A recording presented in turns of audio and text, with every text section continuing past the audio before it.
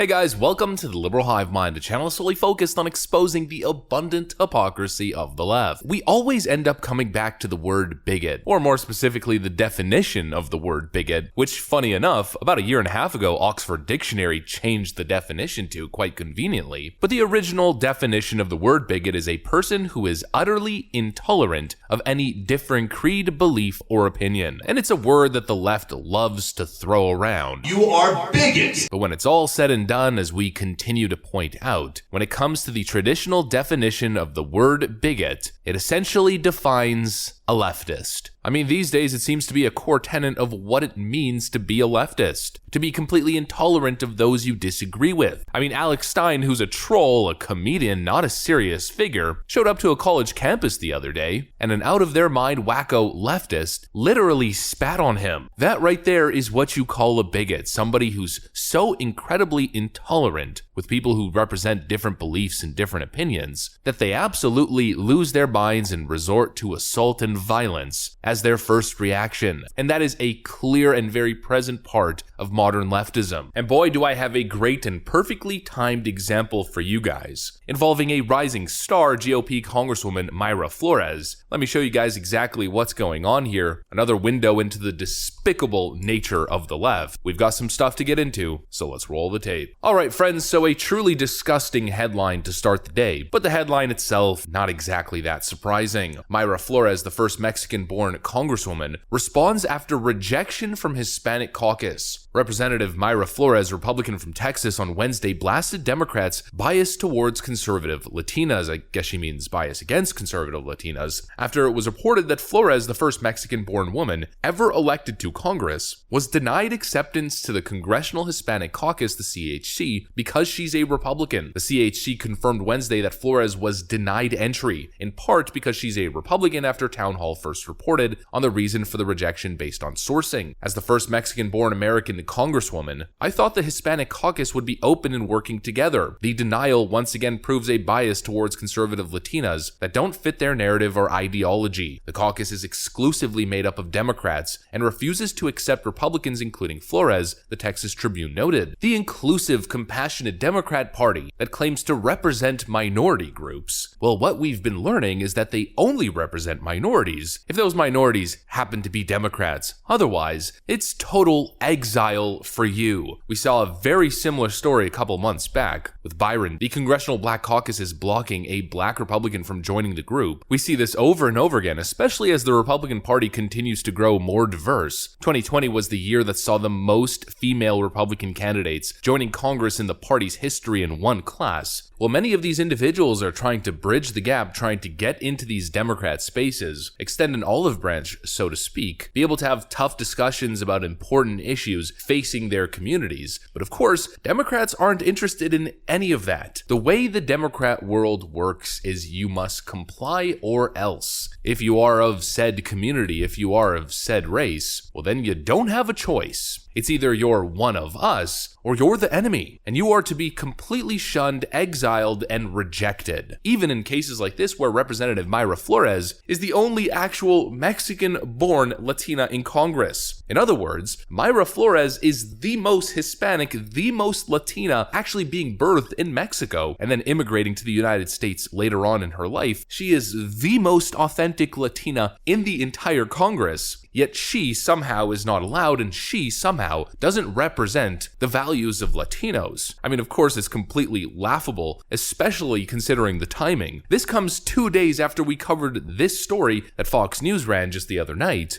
Dancing off her own constituents at a town hall this week as they voiced their concerns about her far-left agenda.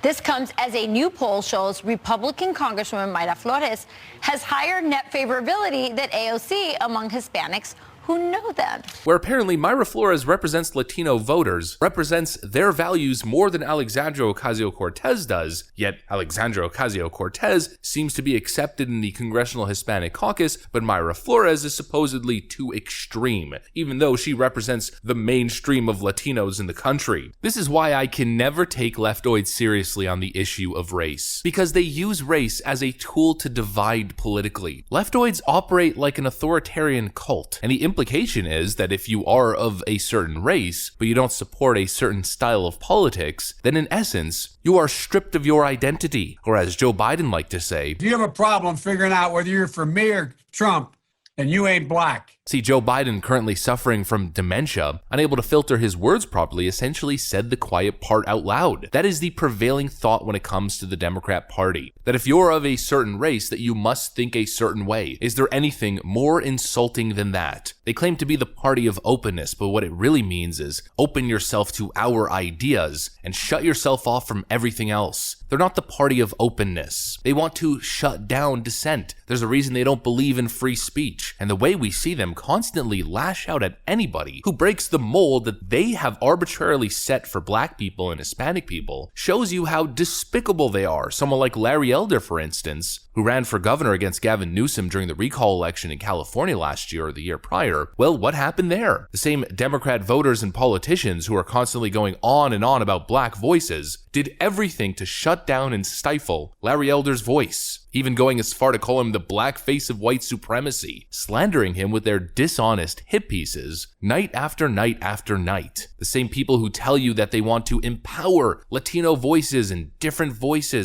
opinions are the same people who are constantly working overtime to shut down those voices when they go against the prevailing left-wing narrative. And when you really think about it, the Democrat Party, which is clearly majority white, ran by the white puppet masters behind closed doors at the DNC HQ, when you start to really see the whole picture here, when you see how the whole thing is formed, essentially what's happening here is you have white Democrats, white so-called liberals, who are essentially telling minority groups what is the accepted opinion to have, what opinion you're allowed to have if you want to continue to consider yourself part of said community. And you ain't black. And then they have the audacity to point the finger at the other side and say that's the side of racism. The side that says we don't care who you are and what you are, we only care about ideas. That's supposedly the racist side. They tell you that's the side of bigotry and intolerance, as they continue to try to shut down free speech, shut down opposing thoughts and belief, and shun people from their identity groups because they hold differing opinions. That's not the side of tolerance, openness, anti-racism, and anti-bigotry. That is the side that represents literally the opposite of everything they purport to represent. They claim Donald Trump and the MAGA Republicans are dividing us as Republicans continue to expand their coalition and absorb different groups of different peoples and different ideas. The whole notion is completely absurd, and frankly, the statement that very many people view as hyperbolic, that the left is the side of true racism, isn't really hyperbole, rather it's a statement of fact. At least that's the way I see it. That's what I got for you guys though. Hopefully you enjoyed this video. If you did, of course, make sure to leave a like and possibly subscribe to the channel. I'm gonna get out of here. Thanks for watching, folks, and I will see you on the next one.